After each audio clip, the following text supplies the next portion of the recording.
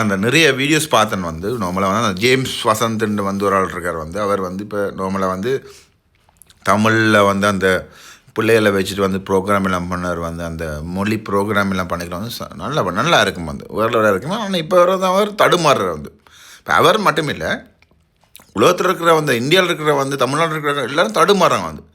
என்னென்றாலும் விஜய் விஜய் விஜய் விஜய்ண்டு. ஏண்டா விஜய் சொன்னால் தான் ரீச்சே. விஜய்ன்ற பேரை சொன்னால் வந்து ரீச் ஆகிடும். அப்போ ஆக்கள் பார்ப்பாங்களாண்டு.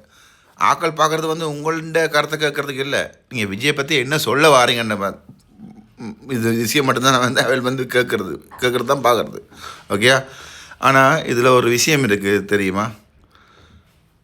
அதில் அவள் சொன்ன விஷயத்தில் சொல்லுவாங்கள வந்து இப்போ என்ன இதை விட்டுட்டு வந்துட்டான் அவன்ட சினிமாவை விட்டுட்டான்டா. சினிமா வந்து அவட்ட தொழிலை நீங்கள் வந்து சம்பாதிக்கிறீங்க, 1 கோடி 2 கோடி சம்பாதிக்கிறீங்கன்னு சொல்லுவோம். என்ன வந்து நீங்கள் அதை விட்டுட்டு அது இல்லாமல் நீங்கள் என்னாவது ஒரு விஷயத்துக்கு வருவீங்களா?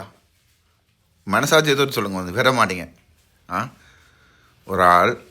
ஒருத்தன் அப்படி வாரானுண்டா மக்களுக்கு ஏதாவது ஒரு விஷயம் செய்யணுமென்று தான் வாரானே ஒழிய வேறு காசு சம்பாதிக்கிறதுக்கு அவங்க 10 படம் நடித்தா விஜய்க்கு சம்பாதிக்கலாம்.